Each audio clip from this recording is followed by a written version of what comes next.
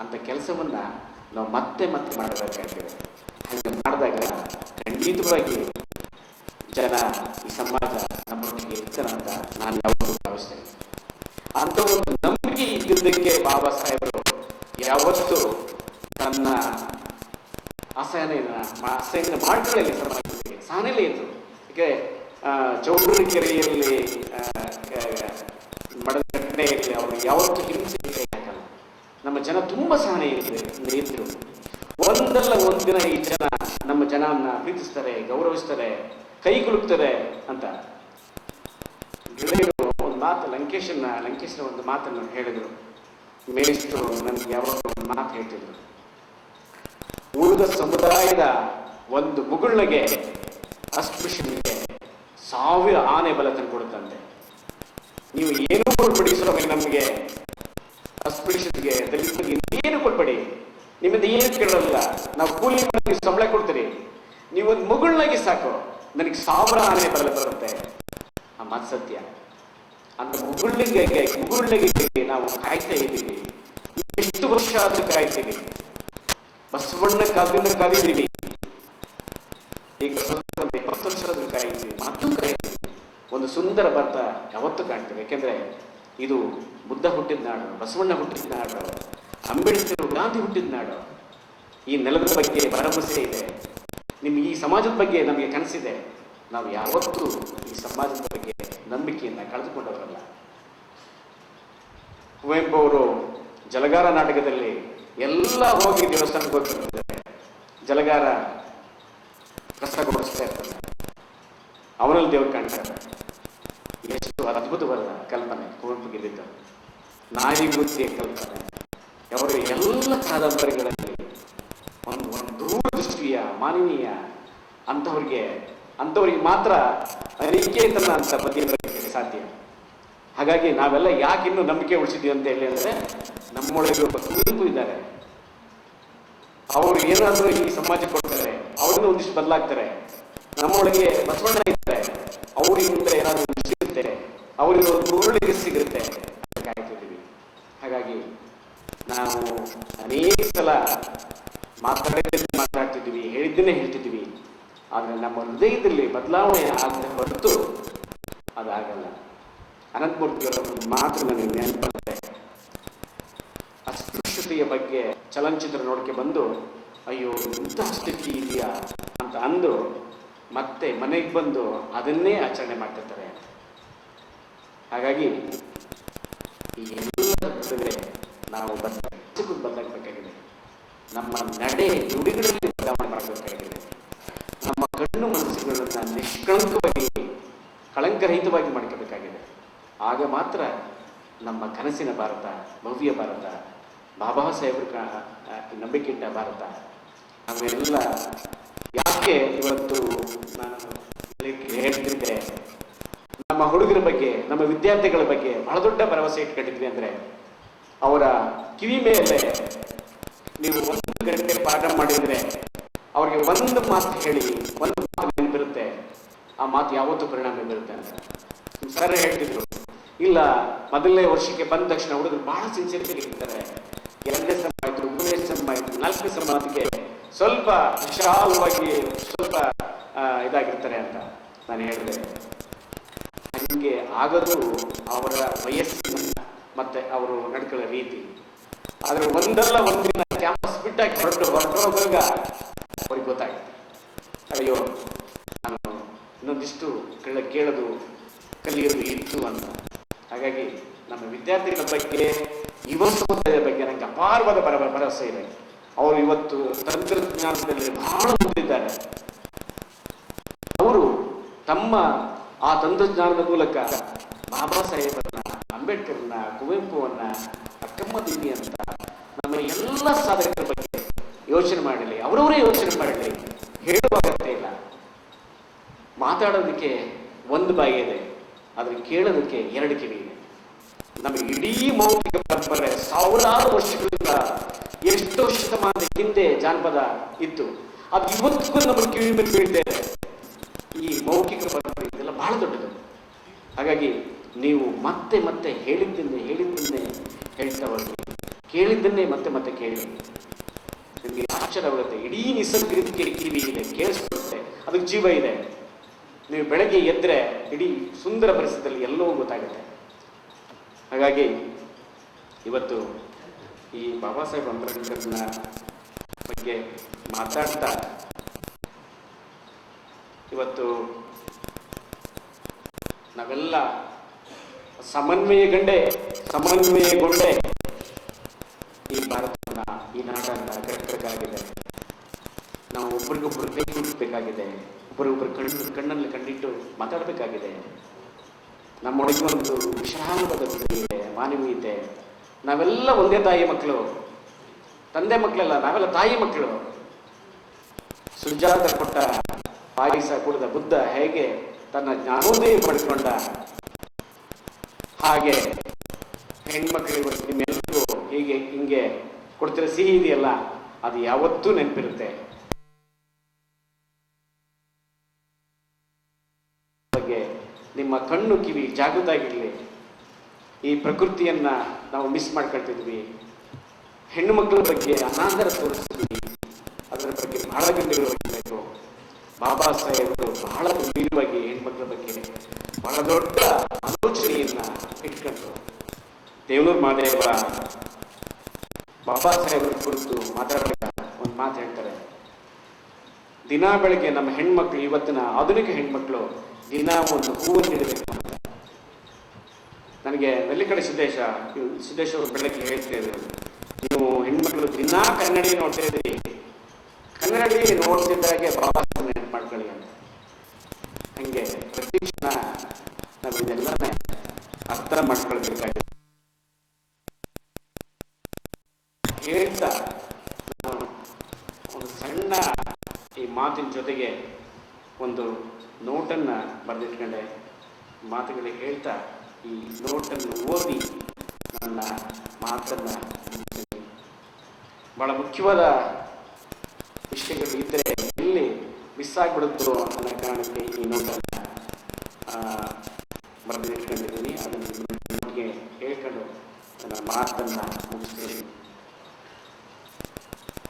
Doctor Baba Saheb Ambedkar ಅವರ 126ನೇ ಹುಟ್ಟುಹಬ್ಬವನ್ನು ಕುವೆಂಪು ವಿಶ್ವವಿದ್ಯಾಲಯ ಮತ್ತು ವಿಶ್ವದೆಲ್ಲಡೆ ನಾವು ತುಂಬ ಸಂತೋಷ ಸಂಭ್ರಮದಿಂದ ಆಚರಿಸ್ತಿದ್ದೀವಿ. ಇಂತಹ ಜ್ಞಾನ ಕೇಂದ್ರಗಳಲ್ಲಿ ಇಂತಹ ಮಹಾಪುರುಷರ ಹುಟ್ಟುಹಬ್ಬ ಕೇವಲ ಯಾಂತ್ರಿಕವಾಗಿ ಒಣ ಭಾಷಣ ಸಾಂದರ್ಭಿಕ ಸಮಾರಂಭವಾಗದೆ ಕನಿಷ್ಠ ಒಂದು ಗುಡುಕು ನೀರು ಕುಡಿದು ನಿಮ್ಮೊಳಗೆ ಇಳಿಯುವವರೆಗೆ ಆಗದೆ ಹೋದರೆ ಅದು ಕ್ಲೀಶೆ ಆಗಿಬಿಡಬಹುದು. ಈ ಒಂದು ಘಟನೆಯನ್ನು ನಾನು ನಿಮ್ಮೊಟ್ಟಿಗೆ ಹಂಚಿಕೊಳ್ಳಬೇಕು. ದಲಿತ ಚಳುವಳಿ ಒಂದು ಬಾರಿ ಅಂಬೇಡ್ಕರ್ ದಿನಾಚರಣೆ ದಿನ ಗುಡುಕು ನೀರು ಕುಡಿಯುವ ಕಾರ್ಯಕ್ರಮವನ್ನು ಹಮ್ಮಿಕೊಂಡಿತ್ತು ಬಿ ಕೃಷ್ಣಪ್ಪ ಅವರ ನೇತೃತ್ವದಲ್ಲಿ. ಆದರೆ ಎಲ್ಲ ಹಳ್ಳಿಗಳಲ್ಲಿ ಒಂದು ಮಡಕೆ ಒಂದು ಗ್ಲಾಸ್ ಇಟ್ಟು ಬೇರೆ ಬೇರೆ ಸಮುದಾಯದ ಕೇರಿಗಳಲ್ಲಿ ನಾನು ಯಾವತ್ತೂ ಮೇಲ್ವರ್ಗ ಮತ್ತು ಸವರ್ಣೀಯರು ಅಂತ ಉಪಯೋಗಿಸಲ್ಲ. ಯಾಕೆಂದ್ರೆ ಮೇಲ್ವರ್ಗ ಅಂದ್ರೆ ಮೇಲ್ ಮನಸ್ಥಿತಿ ಇರಬೇಕು, ಸವರ್ಣೀಯರು ಅಂದ್ರೆ ಅವ್ರಿಗೆ ಬೇರೆ ಮಾಡಿರಬೇಕು, ಬೇರೆಯದ ಮನಸ್ಥಿತಿ ಇರಬೇಕು, ಬಹಳ ಉತ್ತಮರಂತ ಅನ್ಸ್ಕೊಳ್ಬೇಕು. ಅವ್ರು ಯಾವತ್ತೂ ನಮ್ಮೊಟ್ಟಿಗೆ ಅಂತಹ ಸಂಬಂಧವನ್ನ ಅವರು ತೋರಿಸ್ತೇವೆ. ಅದಕ್ಕೆ ನಾನು ಯಾವತ್ತೂ ಅವ್ರನ್ನ ಸವರ್ಣೀಯರು ಅಂತಾಗ್ಲಿ ಮೇಲ್ವರ್ಗದವರು ಅಂತ ಯೋಚನೆ ಮಾಡಲ್ಲ. ಆ ಸಂದರ್ಭದಲ್ಲಿ ಕರ್ನಾಟಕದ ಎಲ್ಲ ಹಳ್ಳಿಗಳಲ್ಲೂ ಒಂದು ಮಡಕೆ ಮತ್ತು ಒಂದು ಗ್ಲಾಸ್ ಅನ್ನು ಇಟ್ಟಿದ್ವಿ. ಆದರೆ ಯಾವ ಹಳ್ಳಿಯಲ್ಲೂ ಒಂದು ಸಮುದಾಯದ ಜನ ನಾವು ಇಟ್ಟ ನೀರನ್ನು ಕುಡಿಲಿ. ಆದರೆ ನಮ್ಮ ಗೋವಿಂದಗೌಡರು ಮಾತ್ರ ಅವರು ಇಟ್ಟ ಹಳ್ಳಿಯಲ್ಲಿ ಹೋಗಿ ಒಂದು ಗುಡುಕು ನೀರು ಕುಡಿದರು. ಅಂದ್ರೆ ಒಂದು ಗುಡುಕು ನೀರು ಕುಡಿಯುವ ಮನಸ್ಥಿತಿಯು ಇವತ್ತು ಇಲ್ಲದೆ ಹೋದರೆ ಹೇಗೆ ಅನ್ನೋದನ್ನ ಇವೆಲ್ಲ ಗಂಭೀರವಾಗಿ ಯೋಚನೆ ಮಾಡಬೇಕಾಗುತ್ತೆ. ಹಾಗಾಗಿ ಇದನ್ನ ನೀರು ಕುಡಿದ್ರೆ ನಮ್ಮೊಳಗೆ ಇಡುವ ಕ್ರಿಯೆ ಆಗದೆ ಹೋದರೆ ಅದು ಕ್ಲೀಶೆ ಆಗಿಬಿಡಬಹುದು. ನಾವುಗಳು ಇದನ್ನೆಲ್ಲ ಮನಸ್ಸಿಟ್ಟೇ ಮಾಡಬೇಕು. ಅಂಬೇಡ್ಕರ್ ಹುಟ್ಟುಹಬ್ಬ ನನ್ನಂತವರೆಲ್ಲ ಹುಟ್ಟುಹಬ್ಬವಾಗಿರೋದ್ರಿಂದ ಎಲ್ಲವನ್ನು ಮೀರಿ ಆನಂದಿಸಬೇಕು ಮತ್ತು ಅನುಭವಿಸಬೇಕು. ಇಂಥದ್ದೊಂದು ದಿನ ಬಾಬಾ ಸಾಹೇಬರು ಹುಟ್ಟದೆ ಹೋಗಿದ್ದಾರೆ, ನನ್ನಂತವರು ಒಂದು ಹುಟ್ಟೆ ಆಗಿರುತ್ತೆ ಅಷ್ಟೇ. ಆಗಿರ್ತಿತ್ತಷ್ಟೇ. ಆದರೆ ಹುಟ್ಟಿನಿಂದ ನನ್ನಂಥವರೆಲ್ಲ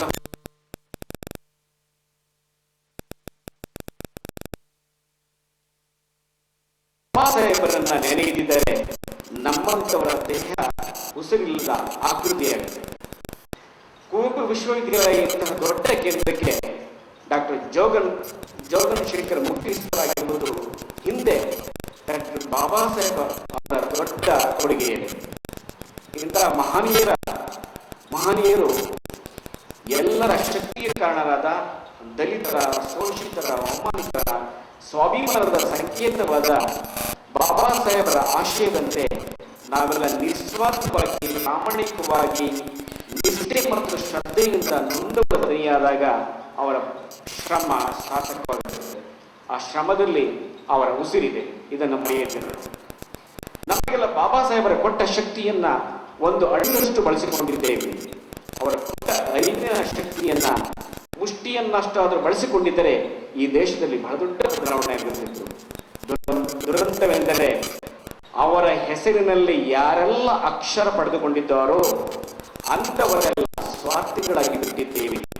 ನನ್ನನ್ನು ಸೇರಿಸಿ ನನ್ನ ಬದುಕು ಹಸನಾಯ್ತಲ್ಲ ಅಷ್ಟು ಸಾಕು, ಉಳಿದವರ ಉಸುಬರಿ ನನಗಾಕೆ ಎನ್ನುವ ಮನಸ್ಸನ್ನು ಬಿಟ್ಟರೆ ನಮ್ಮ ಅರಿವಿನ ಕಣ್ಣನ್ನ ನಾವೇ ಮುಚ್ಚಿಕೊಂಡಂತೆ. ನಾವೆಲ್ಲ ಭಾವಿಸುತ್ತೇವೆ ದಲಿತರ ಮೇಲೆ ದೌರ್ಜನ್ಯ, ಅವಮಾನ, ಶೋಷಣೆ ಆಗುತ್ತಿವೆ ಎಂದು ನಿಜ. ಆದರೆ ನಮ್ಮದೇ ಸಮುದಾಯದ ಒಳಗಿರುವ ಅಸಮಾನತೆಯನ್ನು ಹೋಗಲಾಡಿಸಿಕೊಳ್ಳುವುದಕ್ಕೆ ಇದು ಬಿಡಿಸಲಾರದ ಯಕ್ಷ ಪ್ರಶ್ನೆ. ಸ್ವತಃ ಬಾಬಾ ಸಾಹೇಬರು ಬಂದವರು ಒಂದು ಮಾಡದಷ್ಟು ಶೋಷಿತರು ಬಿಡಿಯಾಗಿ ನಿಂತಿದ್ದಾರೆ. ಇವನ್ನೆಲ್ಲ ಹತ್ತಿರದಿಂದ ನೋಡಿ ನನಗೆ ಪೂರ್ಣವಾಗುತ್ತಾರೆ. ನಮ್ಮೊಳಗಿರುವ ಈ ಅಸಹನೆ ಹೋಗಲಾಡಿಸಲು ಬಾಬಾ ಸಾಹೇಬರು ಬರವಣಿಗೆ ಮತ್ತು ಬದುಕು ದೊಡ್ಡ ಪ್ರೇರಣೆಯಾಗಲಿ ಅಂತ ನಾನು ಅತ್ಯಂತ ನಮ್ರತೆಯಿಂದ ಪ್ರಾರ್ಥಿಸುತ್ತೇನೆ. ಇದನ್ನೆಲ್ಲ ಹೇಳುವ ಈ ಹೊತ್ತು ಸಂಭ್ರಮವನ್ನು, ತಲ್ಲಣ, ಆತಂಕವನ್ನು ಎದುರಿಸುತ್ತಿದ್ದೀವಿ. ಎಲ್ಲರೂ ಬದಲಾಗಿ ಬಿಟ್ಟಿದ್ದಾರೆ ಎನ್ನುವ ಭ್ರಮೆಯಲ್ಲಿದ್ದ ನಮಗೀಗ ನೆರಳುತ್ತಿದೆ ಎನ್ನುವಾಗ ಪಾದವೂ ಸುಡುತ್ತಿದೆ. ಪಾದ ಸುಡುತ್ತಿದೆ ಎಂದರೆ ನಮ್ಮ ಮೆದುಳಿನ ಒತ್ತಡವೂ ಜಾಸ್ತಿ. ಅನಕ್ಷರಸ್ಥರು ಅನುಭವಿಸುತ್ತಿರುವ ನೋವು, ಅವಮಾನಗಳಿಂದ ಅಕ್ಷರಸ್ಥರು ಹೆಚ್ಚು ಒತ್ತಡದಲ್ಲಿದ್ದಾರೆ. ಹೊರನೋಟಕ್ಕೆ ಎಲ್ಲವೂ ಸಮೃದ್ಧಿಯಿಂದ ಕಾಣುವ ದಲಿತ ಸಮುದಾಯ ಒಳಗಿನ ಸಂಕಟದ ಬೇಗುದಿಯಲ್ಲಿ ಬೇಯುತ್ತಿದೆ. ಶಿಕ್ಷಣ ಪಡೆದ ವಿದ್ಯಾವಂತ ಯುವಕರು ಹಳ್ಳಿಗಳನ್ನು ತೊರೆದು ಉದ್ಯೋಗಕ್ಕೆ ಪಟ್ಟಣಗಳತ್ತ ಮುಖಮಂಡಿದ್ದಾರೆ. ಬೆಳೆ ಕಾಣದ ರೈತ ಆತ್ಮಹತ್ಯೆ ಮಾಡಿಕೊಳ್ಳುತ್ತಿದ್ದಾರೆ. ಇದನ್ನೆಲ್ಲ ಕೃಷಿ ಕೂಲಿ ಕಾರ್ಮಿಕರು ತಲ್ಲಣದಿದ್ದಾರೆ. ಹುಟ್ಟಿದ ಹಳ್ಳಿಗಳನ್ನು ತೊರೆದು ಪಟ್ಟಣ ಕಡೆ ಹೊರಟಿದ್ದಾರೆ. ಇಂತಹ ಶೂನ್ಯ ಸ್ಥಿತಿಯಲ್ಲೂ ಬಾಬಾ ಸಾಹೇಬರು ಭರವಸೆ ಬೆಳಕಾಗಿ ಕಾಣುತ್ತಾರೆ. ಸಾಮಾನ್ಯ ಭೀಮರಾವ್ ತನ್ನೊಳಗಿನ ಎಲ್ಲ ಅವಮಾನಗಳನ್ನು ಮೀರಿ ತನ್ನ ಅಂತಃಶಕ್ತಿಯನ್ನ ತನ್ನ ಗುರುವಾಗಿ ಸ್ವೀಕರಿಸಿ ಈ ಪರಿ ಬೆಳೆದಿದ್ದು ಅವರೊಳಗಿನ ಶ್ರದ್ಧೆ ಮತ್ತು ಶ್ರಮ. ಇದು ನಮ್ಮೆಲ್ಲರಿಗೂ ಪಾಠವಾಗಿದೆ. ಎಂತಹ ಹತಾಶೆಯ ಸ್ಥಿತಿಯಲ್ಲೂ ಬಾಬಾ ಸಾಹೇಬರನ್ನು ನೆನೆಸಿಕೊಳ್ಳುವುದರಿಂದ ನಮ್ಮ ಆತ್ಮವಿಶ್ವಾಸವನ್ನು ಹೆಚ್ಚಿಸಿಕೊಳ್ಳಬಹುದು. ಈ ವಿಶೇಷ ಸಂದರ್ಭದಲ್ಲಿ ಈ ಜಗತ್ತಿನ ಮೊದಲ ಪಾರ್ಲಿಮೆಂಟ್ ಅರ್ಥಾತ್ ಅನುಭವ ಮಂಟಪವನ್ನು ರೂಪಿಸಿದ ನಮ್ಮ ಬಸವಣ್ಣ, ದಯವಿಲ್ಲ ಧರ್ಮ ಅದ್ಯಾವುದಯ್ಯ, ದಯಬೇಕು ಸಕಲ ಪ್ರಾಣಿಗಳಲ್ಲಿ, ದಯವೇ ಧರ್ಮದ ಮೂಲವಯ್ಯ ಎಂದು ಬರೆದು ಬದುಕಿ ಹೋಗಿದ್ದಾರೆ. ಇದು ನಮ್ಮೆಲ್ಲ ಪವಿತ್ರ ಗ್ರಂಥ ಸಂವಿಧಾನದ ಮೂಲ ಆಶಯವೂ ಕೂಡ. ಈ 3 ಸಾಲನ್ನು ನಾವು ಇಡೀ ನಾಡು ಹಾಗೂ ದೇಶದ ಕಿವಿಗಳಿಗೆ ಮತ್ತು ಹೃದಯಕ್ಕೆ ಕೇಳಿಸಿದರೆ, ಅದು ಅವರಿಗೆ ಅರ್ಥವಾದರೆ ಆಗ ನಮ್ಮ ಪ್ರೀತಿಯ ಧರ್ಮವಾಗುತ್ತದೆ. ಇಲ್ಲದಿದ್ದರೆ ಈ ದೇಶದಲ್ಲಿ ಬೀಸುತ್ತಿರುವ ಈ ಗಾಳಿಯಲ್ಲಿ ನೆತ್ತರಿನ ವಾಸನೆಯನ್ನ ನಾವೆಲ್ಲ ಮತ್ತೆ ಮತ್ತೆ ಉಸಿರಾಡಬೇಕಾಗುತ್ತದೆ. ನಾವೆಲ್ಲ ಜಾತಿ ಧರ್ಮದ ಸಂಕೋಲೆಗಳಲ್ಲಿ ಸಂತೋಷ ಪಡುತ್ತಿದ್ದೀವಿ. ನಾವೆಲ್ಲ ಜಾತಿ ಧರ್ಮದ ಸಂಕೋಲೆಗಳಲ್ಲೇ ಸಂತೋಷ ಪಡುತ್ತೇವೆ. ಇದೆಲ್ಲದರ ಆಚೆಗೆ ಬೇರೆ ಆದ ಸಂತೋಷ ಇರಬಹುದು ಅಂತ ಯೋಚಿಸಿಲ್ಲ. ಇತ್ತೀಚಿನ ದಿನಗಳಲ್ಲಿ ನಾವೆಲ್ಲ ತುಂಬಾ ಅದ್ಭುತವಾಗಿ ಮಾತನಾಡುತ್ತಿದ್ದೇವೆ, ಬರೆಯುತ್ತಿದ್ದೇವೆ. ಈ ಎಲ್ಲ ಹೇಳಿಕೆಗಳೆಲ್ಲ ನಾವು ಪಾಲಿಸುತ್ತೀವ ಎಂದು ನಮ್ಮಲ್ಲೇ ನಾವು ಆತ್ಮಾವಲೋಕನ ಮಾಡಿಕೊಳ್ಳಬೇಕು. ಬುದ್ಧ, ಬಸವ, ಅಂಬೇಡ್ಕರ್ ಎಷ್ಟು ಮಾತನಾಡಿದರು, ಎಷ್ಟು ಸಾರಿ ಇವರ ಹೆಸರು, ಅದು ನಿಷ್ಫಲ. ಅದಕ್ಕೆಲ್ಲ ಒಂದು ಮಾನಸಿಕ ಸಿದ್ಧತೆ ಖಂಡಿತ ಬೇಕು. ನಾವೆಲ್ಲ ಯಾವ ತರಹದ ಹಾಗೆ ಅಂಬೇಡ್ಕರ್ ಹೆಸರಿನಲ್ಲಿ ಒಂದು ಹೆಣ್ಣು ಮಗುವನ್ನು ಓದಿಸಬೇಕು, ಇಲ್ಲ ಒಂದು ಮನವನ್ನು ಇಡಬೇಕು. ಆಗ ಅಂಬೇಡ್ಕರ್ ಹುಟ್ಟುಹಬ್ಬದ ಖುಷಿ ನಮ್ಮೊಳಗೆ ಉಳಿತಿದೆ. ಇಲ್ಲದಿದ್ದರೆ 150ನೇ ಬಾಬಾ ಸಾಹೇಬ್ ಅಂಬೇಡ್ಕರ್ ಹುಟ್ಟುಹಬ್ಬ ಆಚರಣೆಯು ಈಗ ಇರುವುದಕ್ಕಿಂತ ಹೆಚ್ಚಿಗೆ ವ್ಯತ್ಯಾಸ ಇರುವುದಿಲ್ಲ. ಪವಿತ್ರ ಕುರಾನ್ನಲ್ಲಿ ಒಂದು ಮಾತಿದೆ, ದಾನ ಮತ್ತು ಪ್ರಾರ್ಥನೆಯನ್ನು ಯಾರಿಗೂ ತಿಳಿಯುವಂತೆ ಮಾಡು ಎಂದು. ಇದನ್ನು ನಾನು ನನ್ನೊಳಗೆ ಕುಣಿದುಕೊಂಡು ನನ್ನ ಮಾತನ್ನು ಮುಗಿಸುತ್ತೇನೆ. ಎಲ್ಲರಿಗೂ ಒಳ್ಳೆಯದಾಗಿ. ನಮಸ್ಕಾರ. ಗೌರವ ಸಮರ್ಪಣೆಯನ್ನು ಶಿಕ್ಷಕರಿಗಾಗಿ ಕೇಳಿಕೊಳ್ಳುತ್ತಿದ್ದೇನೆ. ಅವರಿಗೆ ಗೌರವ ಸಮರ್ಪಣೆ ನೀಡುತ್ತಾ ಇದೆ. ಶಿಕ್ಷಕರು ಬದಲಾಗುವುದಿಲ್ಲ, ಇತಿಹಾಸ ಹಳೆಯದಾದರೂ ಕೆತ್ತಿರೋ ಕಲೆಗಳು ಮಾಸೋದಿಲ್ಲ ಅಂತ ಹೇಳಿ ಮಾತಿದೆ. ಎಲ್ಲ ಮಾತುಗಳು ಡಾಕ್ಟರ್ BR ಅಂಬೇಡ್ಕರ್ ಅವರಿಗೆ ಅನ್ವಯಿಸುತ್ತೆ. ಡಾಕ್ಟರ್ BR ಅಂಬೇಡ್ಕರ್ ಅವರ ಅನುಯಾಯಿಯಾಗಿರ್ತಕ್ಕಂತಹ ಸುಬ್ಬು ಹೊಲೆಯರವರು ಅತ್ಯದ್ಭುತವಾದಂತಹ ಕನಸು ಕಂಡಂತಹ ಕನಸುಗಾರ. ತಮ್ಮನೆಲ್ಲ ಇಡೀ ದೇಶದ್ದು ಅಂತೇಳಿ ಹೇಳ್ತಾ ಆ ಕನಸು ಆದಷ್ಟು ಬೇಗ ನನಸಾಗಲಿ ಅಂತ ಹೇಳಿ ನನ್ನ ಆ ಪ್ರತಿಭೆನ ಗುರುತಿಸುವಂತಹ ಕೆಲಸ ಮಾಡಿದೆ ಡಾಕ್ಟರ್ BR ಅಂಬೇಡ್ಕರ್ ಮತ್ತು ಬೌದ್ಧ ಅಧ್ಯಯನ ಕೇಂದ್ರ. ಅಂಬೇಡ್ಕರ್ ಅವರ 126ನೇ ಜನ್ಮ ದಿನಾಚರಣೆಯ ಅಂಗವಾಗಿ ಪ್ರಬಂಧ ಸ್ಪರ್ಧೆಯನ್ನು ಏರ್ಪಡಿಸಲಾಗಿತ್ತು. ಈ ಪ್ರಬಂಧ ಸ್ಪರ್ಧೆ ಹೀಗಿದ್ದು, ಭಾರತದ ಪ್ರಗತಿ ಮತ್ತು ಅಂಬೇಡ್ಕರ್ ಚಿಂತನೆಗಳು ಎನ್ನುವಂತಹ ವಿಷಯದ ಕುರಿತು ವಿಶ್ವವಿದ್ಯಾಲಯದಲ್ಲಿ ಓದಿರ್ತಕ್ಕಂತಹ ಎಲ್ಲ ವಿದ್ಯಾರ್ಥಿಗಳು ಪ್ರಬಂಧ ಸ್ಪರ್ಧೆಯಲ್ಲಿ